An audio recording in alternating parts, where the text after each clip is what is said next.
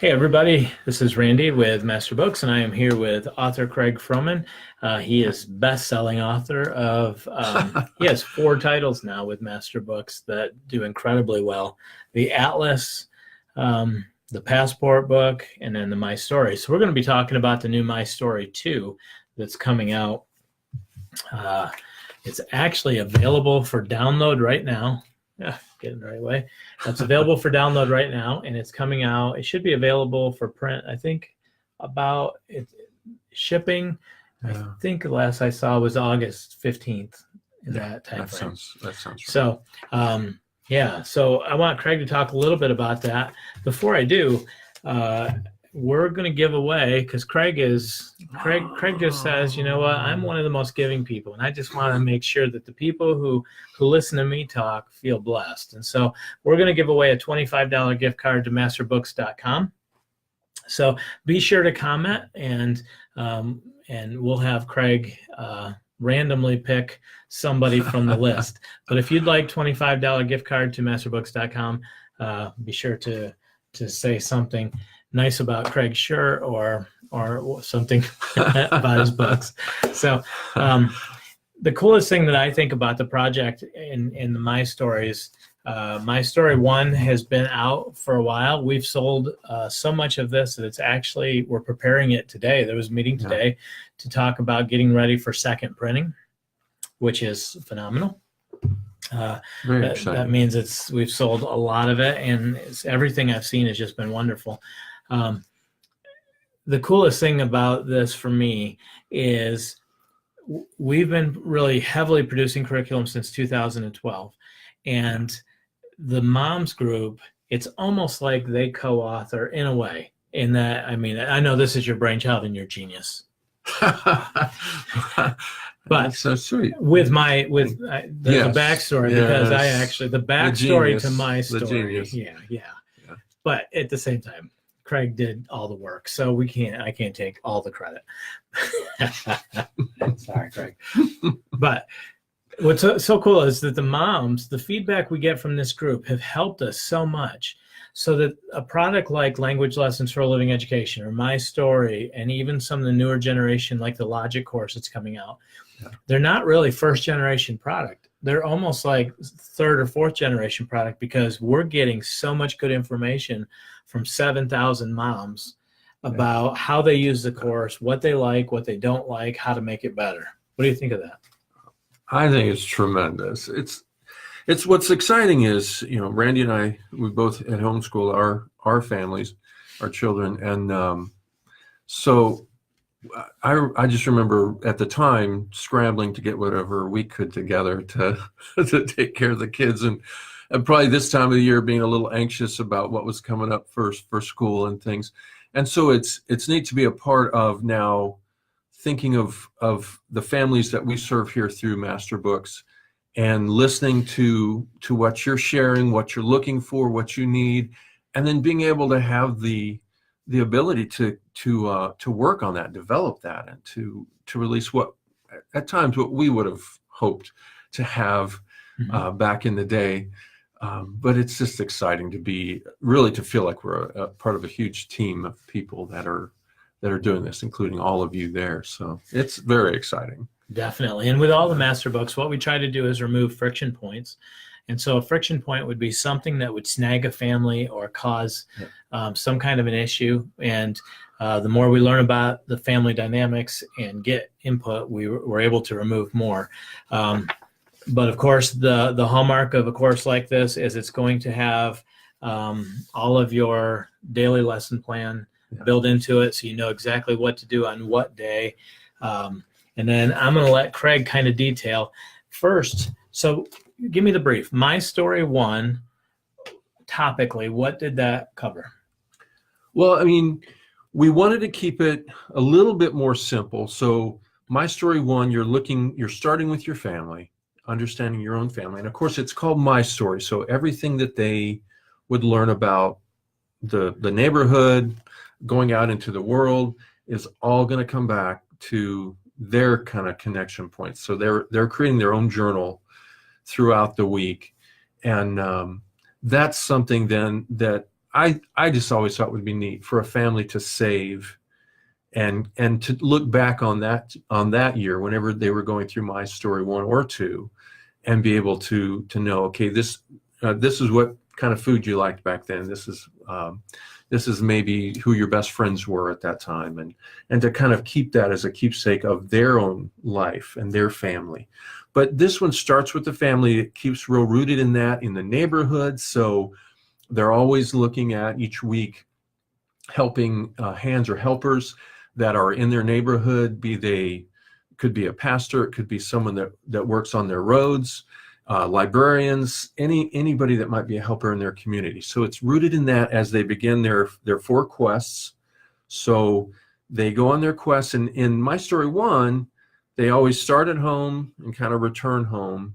My Story 2, they kind of branch out, and their journey takes them around the world, but they don't come back home until the very last of the lessons.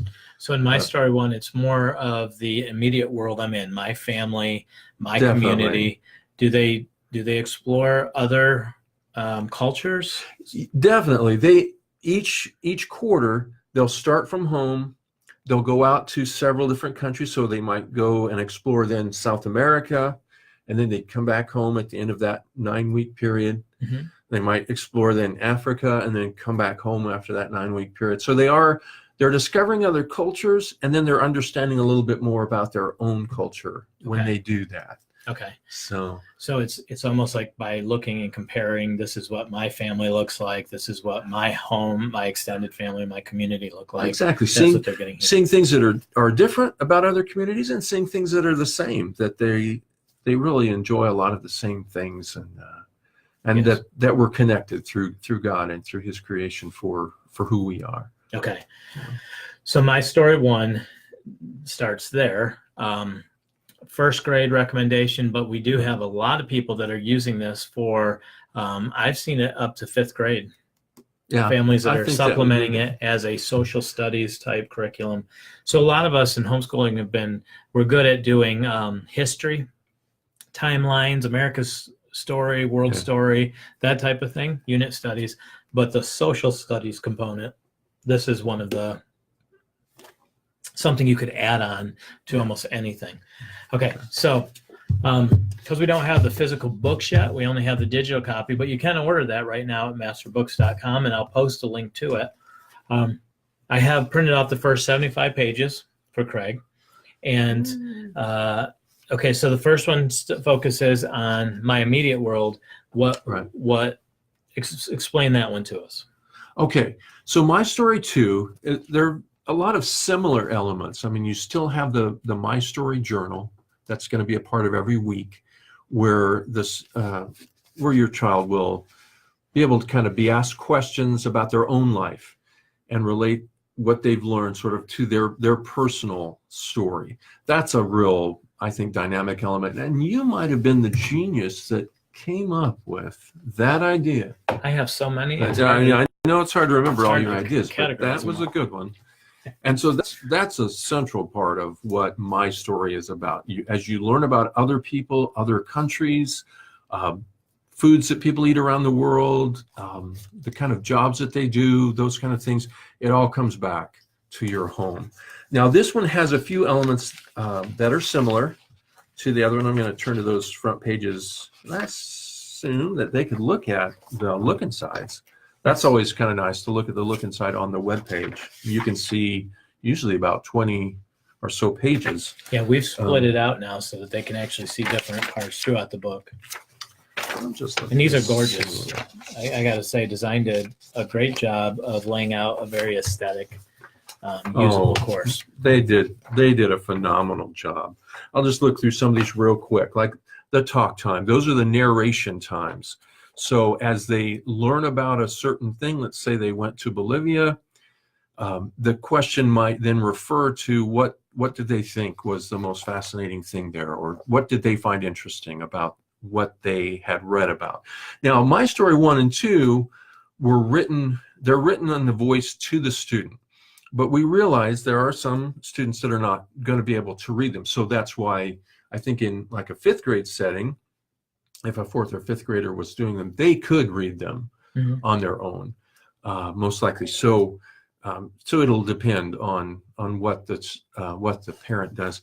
But we really wanted them to be exciting for the students and for the parents as well, to find out real interesting things about the world. So we've got the talk time, copy work time is taking words from the lesson. That's in both the books, and they copy those out. Activity time or suggested activities, usually something that you might do at a later time. It might be something you could do immediately, but sometimes it'll be take a trip to the library, look up books about this or videos about this. Now, language time, in My Story 1, there's a weekly language time lesson where they just learn a simple word or phrase. In My Story 1, it's Spanish and French.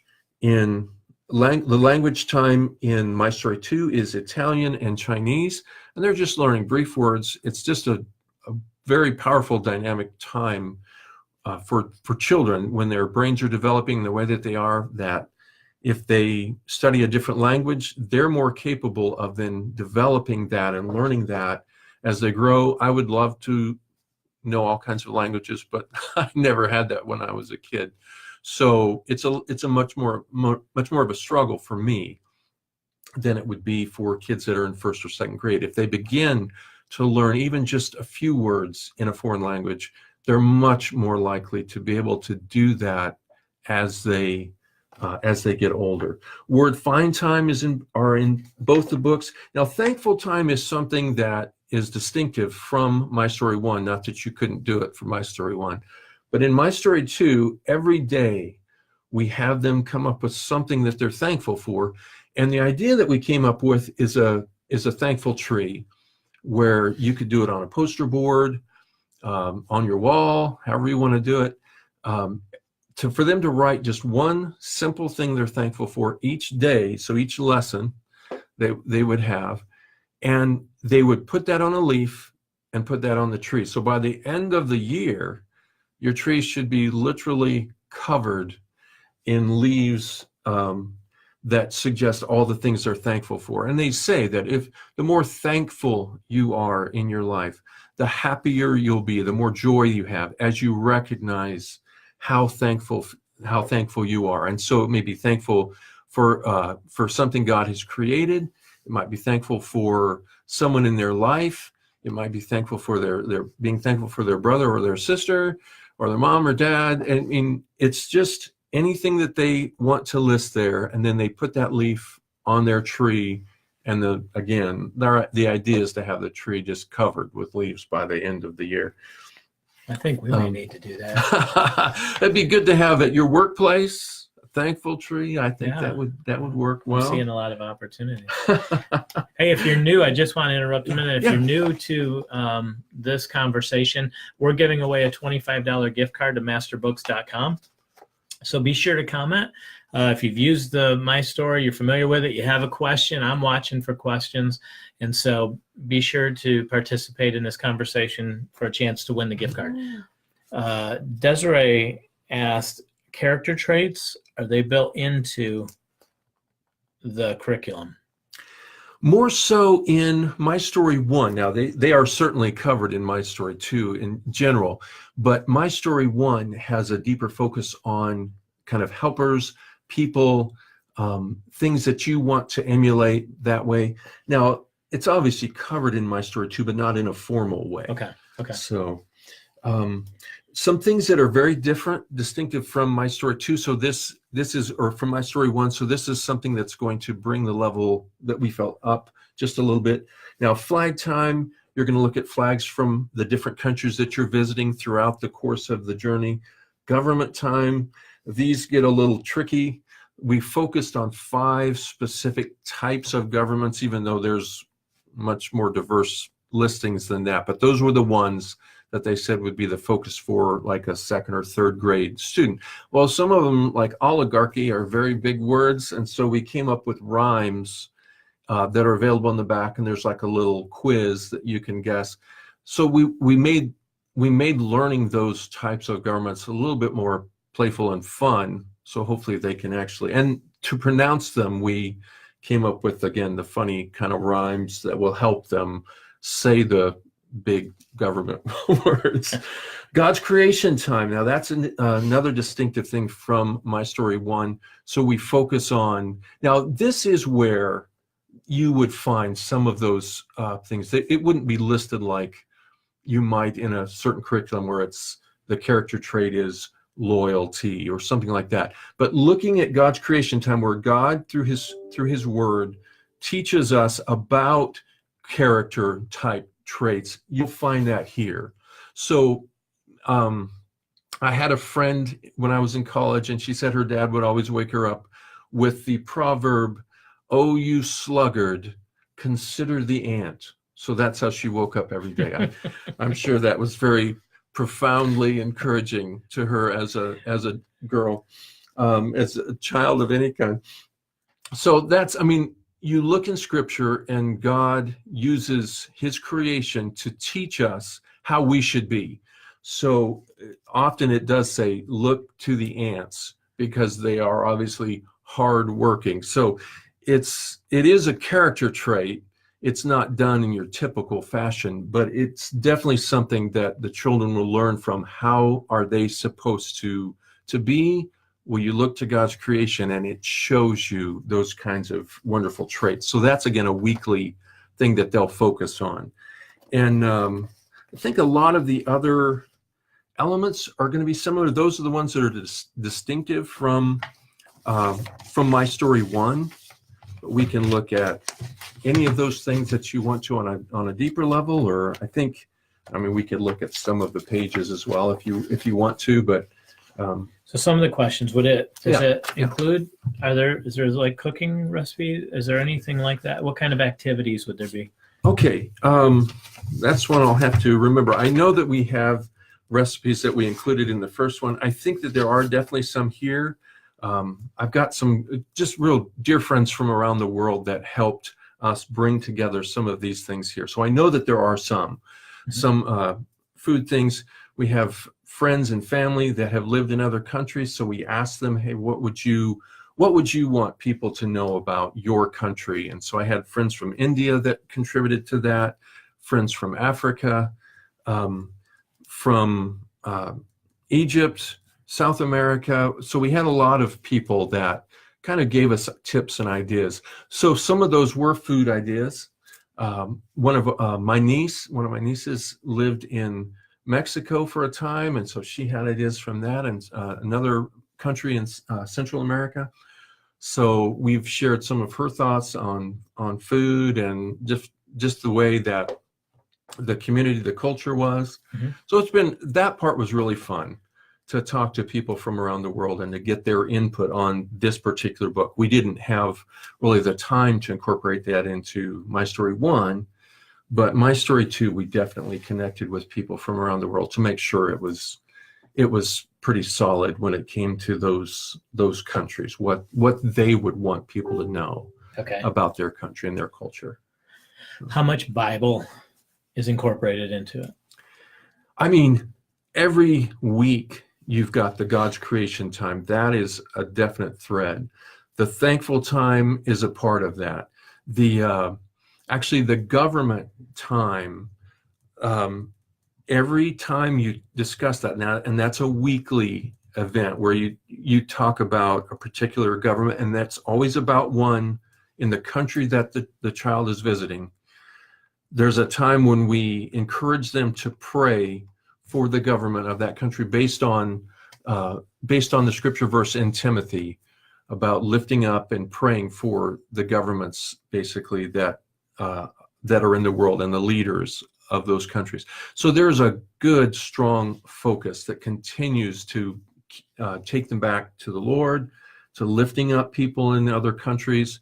One of the things, of course, that is on our heart as we wrote this, my son and I, is having people that grow up in our culture here that love God, that love his creation, that love the people of the world that he's created. They may be in different cultures, different countries, but he loves them and wants us to love them as well. And so that we tried to bring about in every single week, wherever they went. We tried to keep this much more positive because it's for younger children. So we don't really go into conflicts and things that they will be addressing as they get into a little bit older kind of history lessons with war and things. We try and focus on those things that are positive and uplifting so the child can have a good foundation for loving different people from different cultures and such. Heather mentioned her children being disappointed that Norwegian wasn't mentioned. I think the purpose of the course is really, it's more to pick a few different cultures to contrast and teach differences in cultures. And it's not necessarily like a elementary geography and cultures where you're trying to profile more and give an overview of history or of geography. It's more those cultures were just to teach contrast, well-known cultures. How did you choose the quest? I'm trying to think through because I know that they are different. We go to similar places.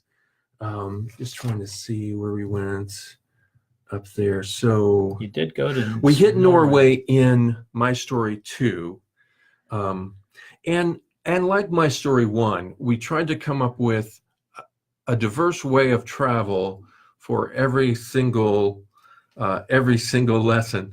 So you start on a canoe in lesson 1, a bathyscaphe in lesson 2, jet ski in lesson 3. But come lesson 11, they go to Finland, Sweden, and Norway on a sled, and so they can look for those particular ways of travel that are spread throughout that week.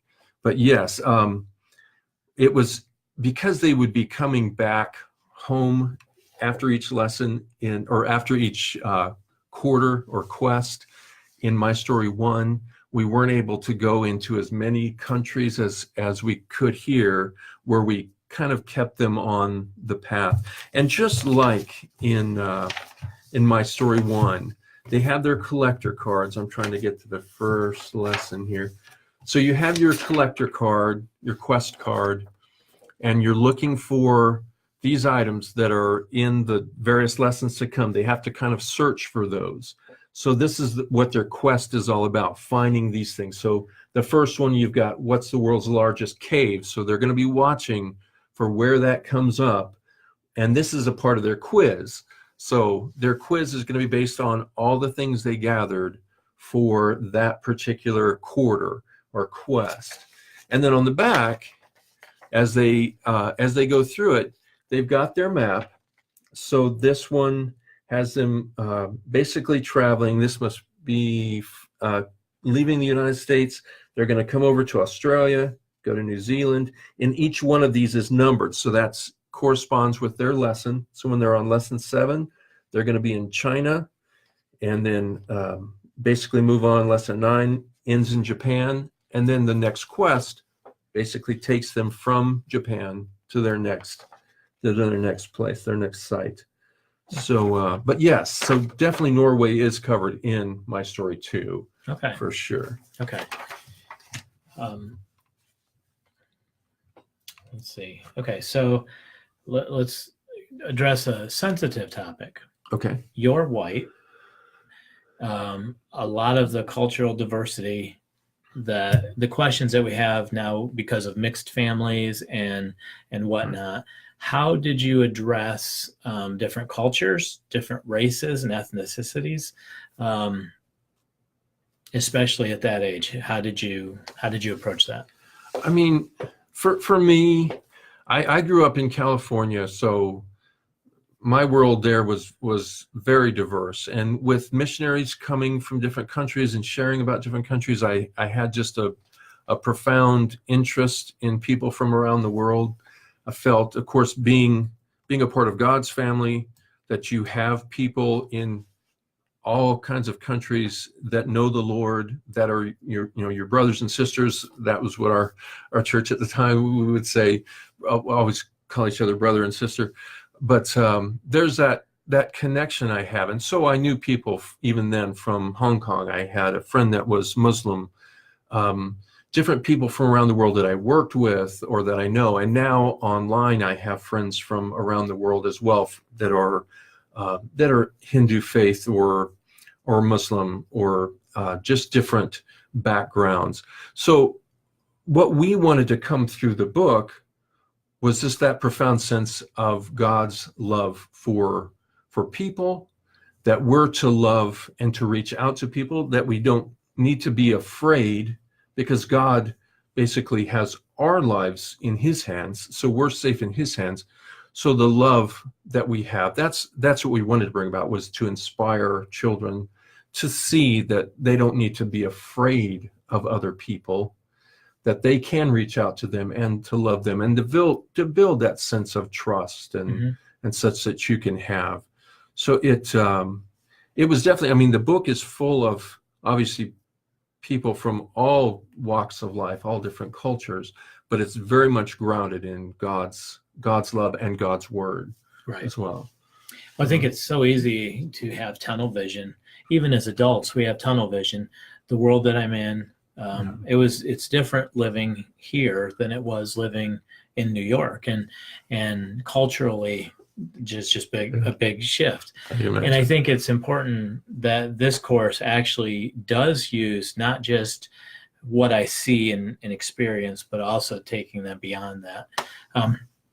Master Books is a evangelical Christian publisher.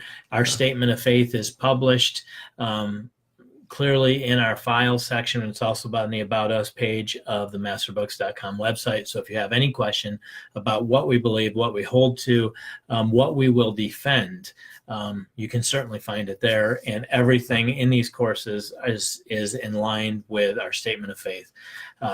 I know culturally there tends to be just a lot of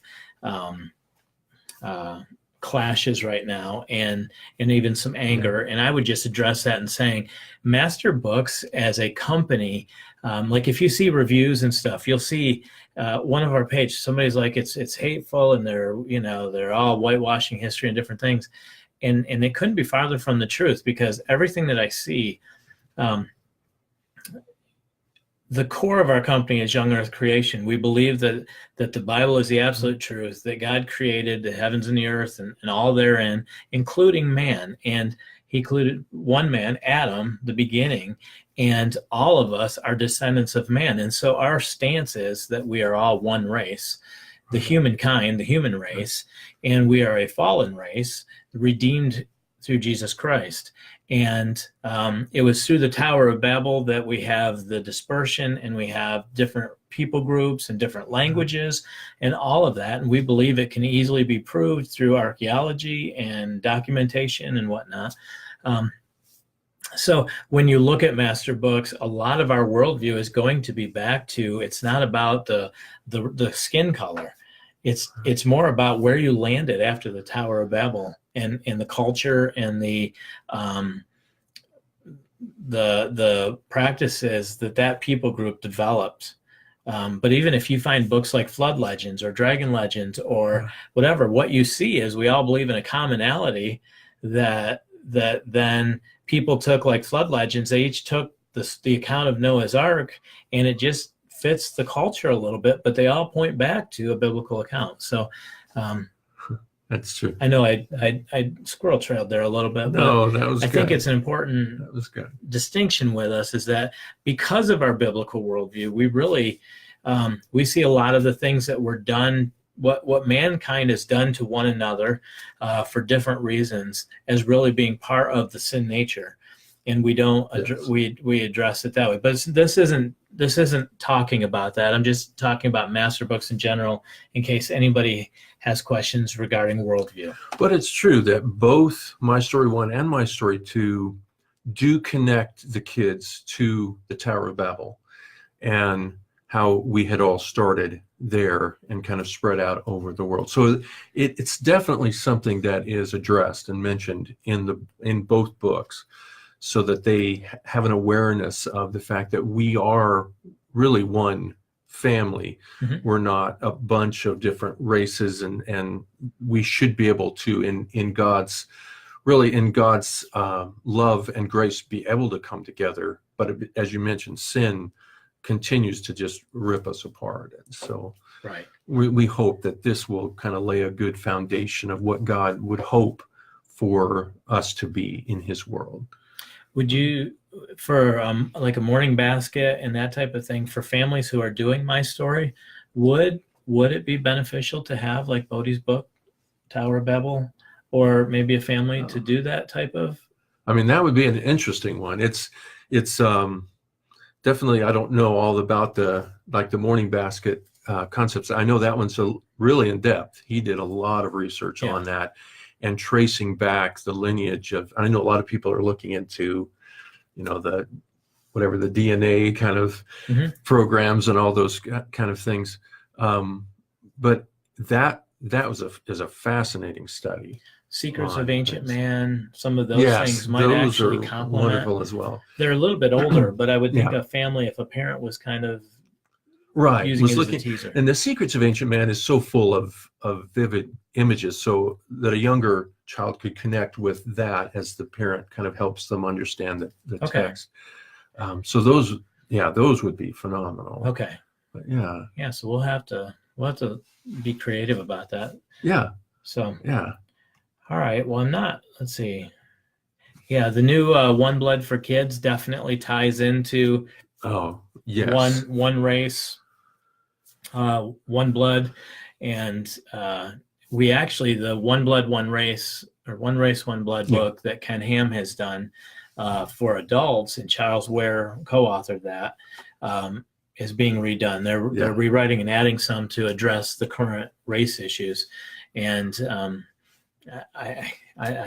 it's exciting to see, because the culture is so confused, and yet the same culture that embraces and is claiming abuse and injustice also embraces evolution and survival of the fittest. And if you go back to the roots of that, the injustices that were done in the name of evolution and believing that one man had evolved higher than another man based on skin color, that should be where the anger lies. In all of the academic and scientific community, sometimes I'm blown away by the fact that they'll point a finger at a Christian and say, you guys have issues, and yet the religion that they believe in, right? Man is God, and evolution, the evolutionary worldview, if they really looked at the roots of that, it's just it's horrible. Destructive, very much so. Very scary. In fact, I saw the beginning of this actually starts with creation. It does the account of creation. And so that puts in context that God planted the countries and the world and all of that. And I think that there's an alignment with what God's ultimate purpose is doing in the course. Yes, I believe so. I mean, that's the thing. In order for there to be peace, for families, for neighborhoods, for towns, for countries, it's got to come from God. I mean, he's the one that created us. He's the one that knows what we need. And to follow him, that's where you're going to find peace. That's where you're going to find that peace with not only your own family, because obviously there's people that don't even have peace in their own family. So you're looking at peace on earth. That's kind of like something that's really far away if you can't even do it in your own home. But that's where he can bring peace to us in our homes, in our neighborhoods. Our churches can spread that peace to our communities. And it's vital. His message is vital to communicating that, because the secular message is so destructive. I mean, so many people are trying to cling to it, but the basis of evolution is incredibly destructive to who we are as people and everything like that. So, I know there have been different arguments, and I won't go into it because this isn't about that, but there are different arguments where people would come to me with a worldview, but they held very wholly to the Darwinian evolutionary worldview. And I would say, if I applied that worldview to this argument, it's brutal, Yes. and there's, it's just certain. Survival of the fittest, that very phrase is just leads on to all kinds of destruction. The 20th century, with the whole Darwinian evolutionary principles, saw the greatest just slaughter of humanity that there's ever been, because Right. they felt like, well, we're superior, so we can kind of do anything we want. Yeah. And that's what you get when you kind of throw your eggs in that basket. As opposed to the redemptive message of Christ, Yes. where man has because of his sin is hopeless, but in Christ finds hope. So, Right. Right. Well, I'm extremely excited about this. This series, My Story 1 and 2, because in a way I did have inspiration. He did. But more than that, Craig really took the ideas and he took it phenomenal. And I think that it's an incredible course. And it sets the stage to understand my story. Then they move to America's story. And then to the world story. So K through 8, or first grade through 8. And I know we're even trying to teach you a little bit to maybe do a kindergarten level My Story. Not that we stressed him out much. Writing one of these books are, what is it? 416 pages. They're both exactly the same. It's kind of a miracle. To come up with this much creativity and all of this, and this idea was actually just birthed in January. So yeah. So right around there. So right after Christmas, I think we came back and said, yeah, we could throw it together pretty quick. Craig can do that. So Craig wrote 2 of these, and I know because Kristen is now going into her 3rd language book, what it takes, and not like I've done it, but it's just, these are incredible works. But the creativity, I think the uniqueness for a homeschool family, open and go. Yeah. What does a teacher have to do? Like, is there much involvement on the teacher's part? It really depends. I mean, the nice thing is there's the schedule in the My Story, but then you almost don't need it because it just walks you through it. As you open it up, you've got your lessons, and then every lesson has a daily kind of thing through that week.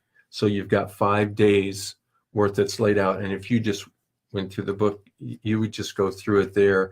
Now, it depends probably the most on the reading level of the children. So if your son or daughter is able to read on their own, well, there'd be almost nothing other than you might want to just read it with them to kind of get a feel for what they're seeing. Right. But now if a child isn't yet at a higher reading level, then we wrote it that we hope the parents would enjoy it as well and all that they learned.